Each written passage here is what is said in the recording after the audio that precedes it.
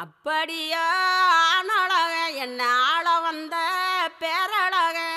செப்புக்கல்லி சீரழக சின்ன சம்பவள வாயழக இப்படியா தேரழக இல்லை இன்னும் சொல்லும் ஊரழக அப்புறம் நான் என்ன சொல்ல என்ன கட்டிக்கிட்டான் கட்டழக